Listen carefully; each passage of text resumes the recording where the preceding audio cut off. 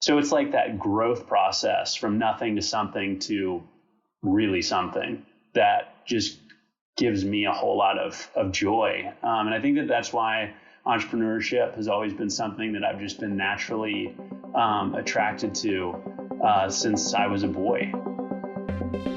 What's up, everybody? Welcome back to Awesome Inc.'s podcast, where we highlight people pursuing their definition of, you guessed it, awesome. So buckle up and get ready for some more success story adventures and failures from Kentucky's tech and entrepreneur community.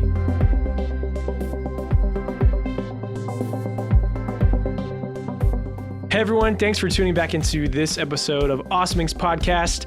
I am ecstatic because I get to sit down with my good buddy Matt in Louisville, Kentucky. Matt actually joined us about 8 months ago after Fibercross in August of 2020 when we went outside to the Lexington Legends baseball stadium. And that's where our friendship started. So I'm excited to have Matt back on the show.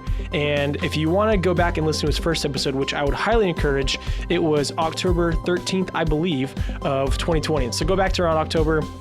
He was episode number 39, I believe. So check that out. He had a great story. And so I want to bring him back because we're going to be talking about growth today. So Matt, I'm just pumped to see you again, dude. It's good. Good to see you too. It's going to be fun. One of my good friends named Chad here in town, he said this one time, and it's one of those things, whenever someone says it, I feel like I have to say it, but when someone's like, oh, hey, it's good to see you, he always responds, it's good to be seen.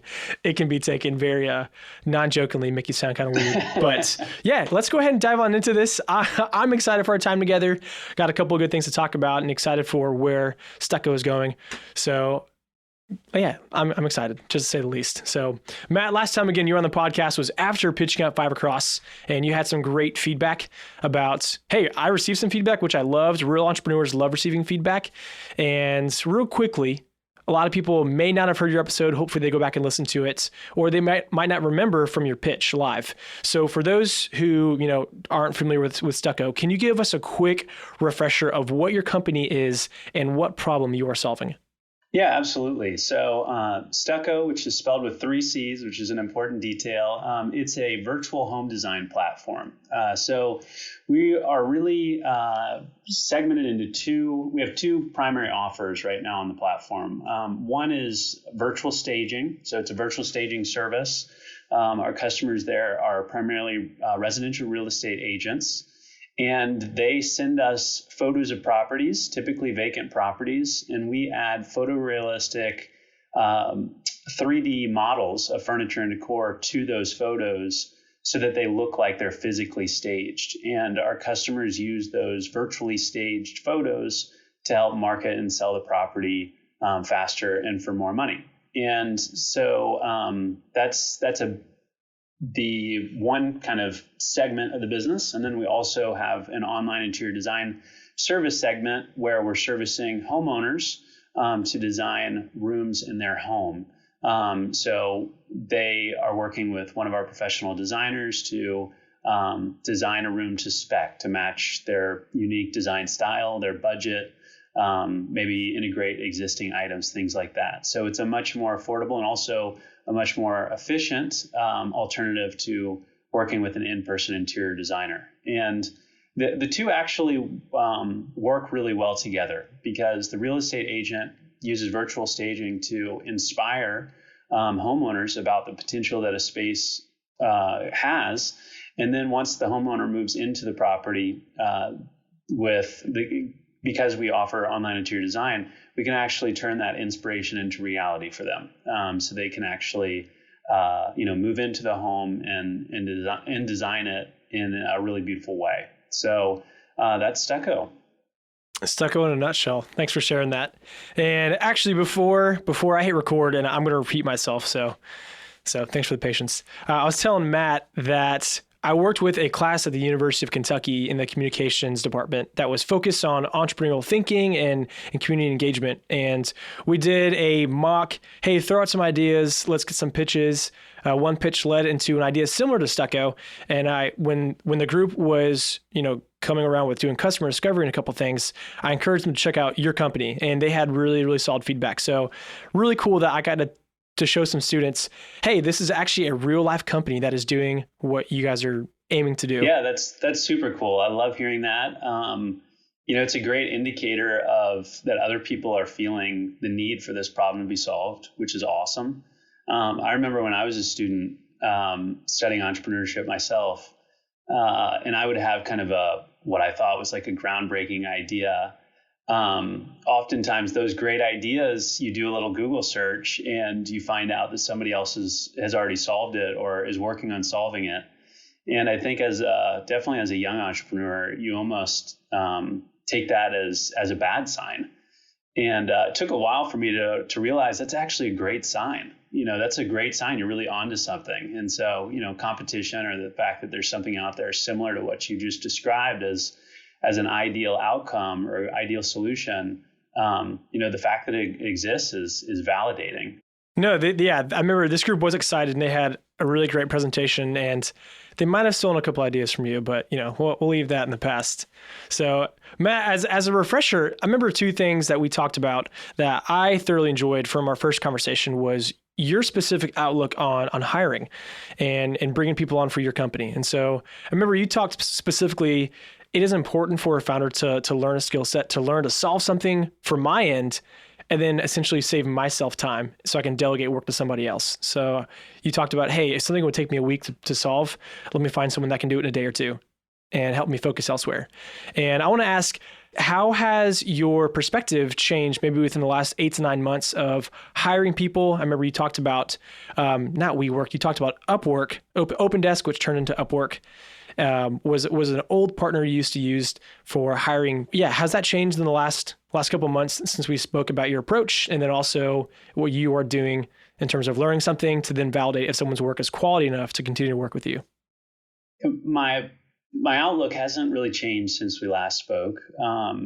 In fact, we've hired a new resource. We hired a content strategist since we last spoke, and we're in the process of hiring a couple other folks right now. And kind of the process that I explained in that episode, which I won't explain here out of respect for saving people from redundancy, but it's very much the same playbook that we're running now or have run with hiring the content strategist. And so I used to spend quite a bit of time creating content for our website or copy for email newsletters, things like that. And I realized that although that was really powerful and valuable use of my time, I felt like I wasn't leveraging my time as much as I possibly could by spending a day writing a really great article.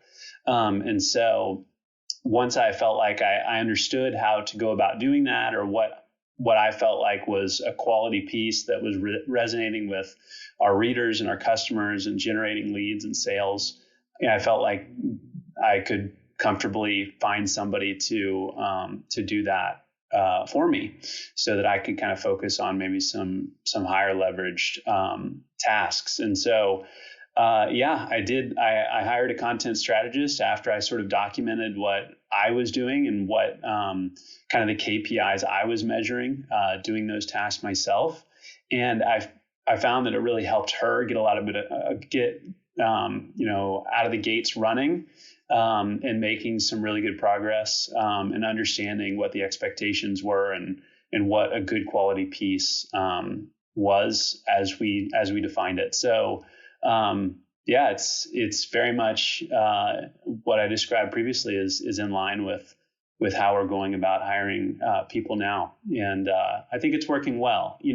Realistically, as we continue to grow, I won't be able to do every task and then train every new hire. So that'll change. But I do think that when you're in the infancy of a business and every new hire is so crucial, because the organization is still pretty fragile when there are only so many players in the game, that I do think it makes sense for me to do this for now. And I'm sure I'll graduate out of it, or somebody else on the team will take the role of documenting the task and hiring. I mentioned to you previously that the main reason I wanted to bring you back obviously, other than to catch up, enjoy a good conversation, because that's something we both enjoy, is because you're now part of the Fellowship at Awesome Inc. And that's always exciting. We get to work with a lot of amazing people that are solving real problems. And again, I feel like I say this to everybody, maybe too much, but so many people still think Kentucky is bourbon, basketball, barefoot hicks, which we're in the 21st century. So, and horses, but actually Kentucky is really moving forward, and we're really progressing with coming out with a lot of companies and a lot of tech companies specifically. And that excites me. And so I'm glad that you're part of our program and that you are showing people, hey, this is what Kentucky will become to be known for. So that's exciting. Monologue aside, what growth have you had personally or professionally within the last 9 months that helped you really become a valid contender for the fellowship? Yeah, I've really enjoyed the fellowship so far, by the way. We're still in the early stages of it, but I can already tell this can be a really great experience. It already has been a great experience.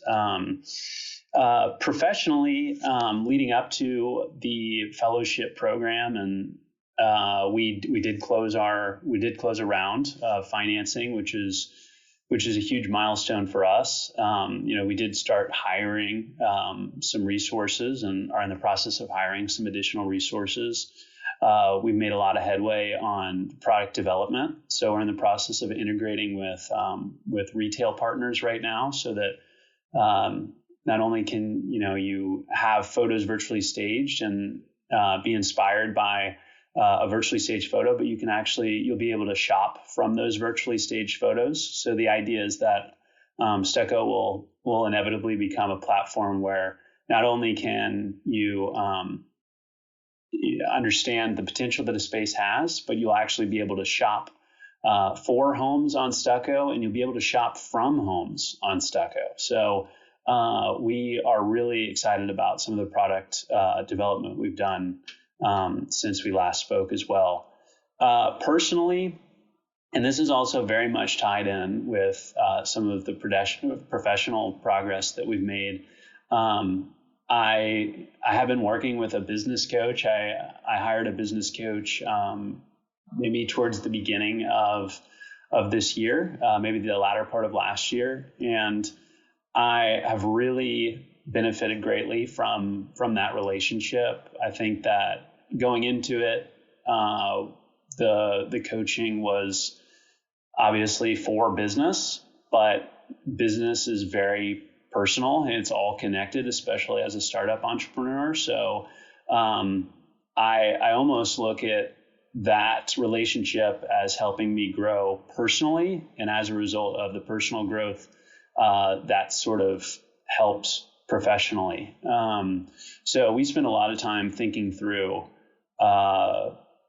my personal vision and how that connects to Stucco's vision, and kind of the behaviors that I like to see in myself and those that I'd like to see in teammates of Stucco, and things that I'll tolerate and won't tolerate, and things like that. So it was interesting. I ended up working with this business coach because of my professional aspirations, but I think that relationship and accountability partner has really helped me grow personally as well. So I would recommend that to a lot of people who might be watching or listening, is to have an ongoing honest conversation with somebody that you admire, to kind of be a sounding board and work on to help you work on yourself, and therefore that'll reflect in your business. Man, that is so great to hear. And I say that because we actually had a friend of ours in Lexington named John Fox come on our show and pretty much say the same thing. He ran a couple companies, got a business coach, and now he's actually coaching other people in their businesses, which is really cool. And also, congrats on closing a round. That's no easy feat. So I know that has probably only propelled you further and is getting both you, but also your team really excited for the future of Stucco. So that being said, one of the things, again, like I think this is really valuable. What have you found to be the difference in external motivation and internal motivation? Like you talked about your vision. What's that look like? What's keeping you churning and burning every single day? I kind of was doing some personal exploration about, what is my why? At the time, I identified that kind of my why, what keeps me going, is that I really enjoy helping good people and ideas grow and reach their full potential. And so that's what has always really resonated with me, is the transition from an idea to reality, and then to reaching its true potential, or kind of the true kind of end goal. So it's like that growth process from nothing to something to really something that just gives me a whole lot of joy. And I think that's why entrepreneurship has always been something that I've just been naturally attracted to since I was a boy, of, creating something out of nothing, and then also growing that something to really something that, people use and help, them improve their lives or impact their lives in a really great way. And so what was sort of like, this happened a couple of weeks ago when I was having a conversation with my coach, is we were talking about Stucco and kind of its vision. And really what I discovered was Stucco is pretty much is totally in line with my why, which is basically taking a empty or ugly space and having an idea for what it could be, and then bridging that gap to where you can turn that inspiration or that idea into reality in a really easy and affordable way. And so that I hadn't realized that. I don't know why I hadn't made the connection. It seems quite stupid now that I've kind of had that aha moment recently, but I think that's exactly why it's been so easy for me to get up in the morning every single day, even when, I've got a laundry list of to-do items, is that Stucco is doing every single day. What we're doing for our customers is what resonates with me personally. And so I think that is probably the X factor for why I've been able to bootstrap this thing for over 5 years, until recently, with some of the outside fundraising. But, I do think that is, I didn't really know it at the time that my why was in line with kind of Stucco's vision and what we do every day. But I don't know if I'm lucky or if it was, subconsciously I was in tune. But I do, maybe encourage other entrepreneurs to think deeply about, their personal why, and to think, does that personal why really connect with what I'm doing on a daily basis with my business? Because I think that if it doesn't, it's going to be tough. It's going to be really tough to get up in the morning and do the things that you don't want to do, because that's just a necessary part of growing a business. You just mentioned having a laundry list of things to do. Do you have any specific routines or habits that you feel like contribute to that success? There are some consistent things that I've done over the years. So every morning I wake up, I try not to use an alarm clock in the morning. I just try to wake up naturally. Sometimes that's impossible to do, especially with, early morning meetings or whatever. But I found that my mornings start much better if my phone's not yelling at me. I wake up, I drink a glass of water.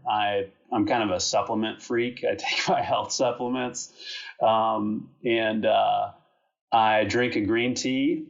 And I feel like every time I drink a green tea, it's time to work. So I'm like, I grab a green tea and then I go to work, and I try to do the highest priority item on my to-do list at the beginning. I go into do not disturb mode for as long as I possibly can. Oftentimes life intervenes, and I ultimately have to be a victim to my calendar. But I try not to be disturbed by email or phone the early part of the day, so that I can make some headway on our high priority tasks.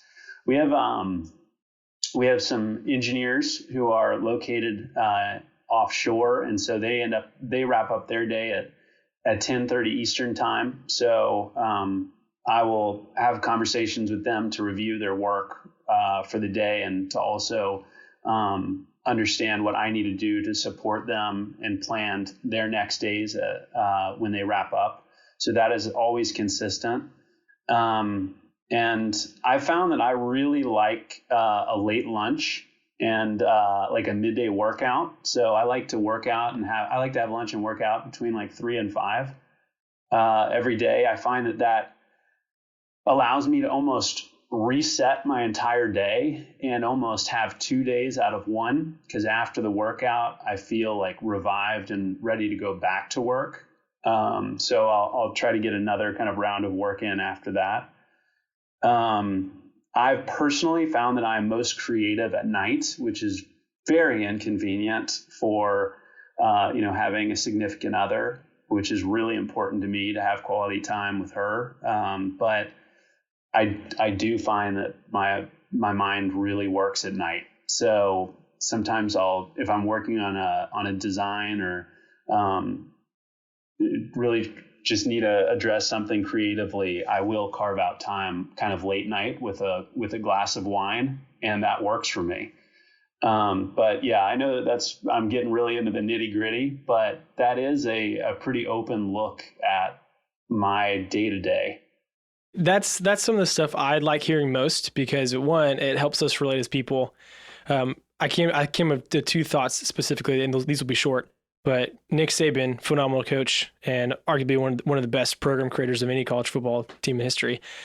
I've heard like every day he has the same chicken salad for lunch, and so that way he doesn't think about what he has to eat. And I had a buddy that played baseball at U of L at the time when he was in there, which a couple of years ago, for their like weight training and like preseason workout. It's like they had them on this very strict regimen of eating. And so he'd be like, I go to bed, I wake up like 3 hours, eat a bowl of oatmeal, like go to bed, wake up, like eat a peanut butter sandwich. And he's just like always fill himself up. And so it's funny because some of those systems we put in place are what lead to our success. And again, I just imagine some of those late night creative sessions have probably been really, really helpful for your vision moving forward. So Matt, as we wrap up, I have one very oddball question, but you actually mentioned it earlier, so maybe this ties in to another. So I want to ask that, then we'll wrap up our time together. Has Stucco done well with this real estate supply and demand shortage in Kentucky over the last couple of months? I mean, it's hilarious. I've looked into buying a house, some of my roommates have, because we're getting in our mid-20s, late 20s, and everything is just going up, and up. So I didn't know if you guys have had luck and people have been using your service. So yeah, that just came to mind. I figured I'd ask. It's not just Kentucky. It's not just Louisville or Lexington. It's across the board. We have historically low inventory in the real estate market all across the board in almost every single major market. And that is not good if you're running a virtual staging company, because what happens is if a house is going to sell instantly with iPhone photos, it's like there's less motivation for a seller to invest in showcasing a property in its best light because they feel like they have the power. And so whether they do or not, right, but they feel like they do, and that makes it real. So it, I'm sure, is working against us. We've actually had our best months in our history in the last 2 months.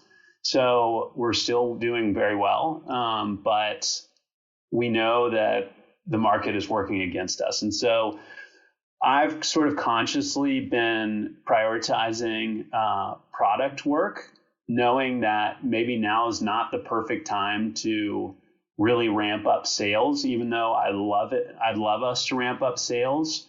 People are going to be less interested in listening to our offer right now. And so I've thought that it may make more sense as a result of how the markets are for us to really double down on product, so that when the market starts to soften a little bit or normalize a little bit, we will have that much more of a strong offer to present to our customers when they're more willing to listen to us. So that's where we are right now. I mean, realistically, this month will probably be a slower month, and it's sort of by design because I really want us to focus on product. And it might be the case for a couple of months. I don't know when the market's going to change, but I know that it will. The pendulum will swing, and so I think it's really smart of us to kind of work on the foundational stuff. And right now, while we still have some cash in the bank, to position us really well for the market to sort of move back in our favor. Hopefully, the latter part of this year, but who knows? We'll find out. I hope you find a house, though. I know it's tough right now. Yeah, it's been nuts, but hey, that's life. So, Matt, one final question, then we'll wrap up. What is one goal you are hoping to accomplish over the next calendar year in the fellowship program? Oh, in the fellowship program. I'd really just like to help my fellow members in the fellowship program. I'd love to connect with them a little on a more deep level. Entrepreneurship can be a lonely thing, so it'd be great if we can learn from each other. That's what I'm looking forward to in the fellowship program. From a Stucco perspective, in the next year, we're going to integrate with retailers. That's our big thing right now. And the idea of shopping for homes and shopping from homes is really exciting to us. So for anybody listening, I think that's something that they would find interesting is maybe checking out Stucco the latter part of this year. I think you'll be really excited by what you see. I know that we are excited about what we're building. Matt just said it. And again, as always, we are so appreciative for you guys for listening in. And we would love to hear from you, your thoughts about Matt's company, this episode. So there's a link in the bottom of our episode in the summary to send an audio message in or shoot us an email. We'd love to feature you in the next episode. And Matt, as we wrap up, how can people support your business? If they happen to know a real estate agent, they should ask them to check out Stucco with 3 C's. And I think they'll like what they're seeing. You know what? Honestly, if somebody's listening, they're probably interested in entrepreneurship. And I would just say that to keep going, that would be cool. I'd love to see more entrepreneurs in the state and more people who are willing to go for it. Stucco with 3 C's, more Kentucky entrepreneurs. Matt, always a pleasure. Take care, my friend. Sounds good, man. Thank you. Well, that's it, guys. Thank you so much for checking out this episode of Awesome Inc. Podcast. And another quick thank you to Lee Rosevere and a few members from our community who provide the music that you hear in this show. Lastly, give us a follow on Instagram, Facebook, all that jazz. Or even better, come on down to our space. Come be a part of our community and get plugged in, and let's start something awesome together. You guys rock. We'll see you next time.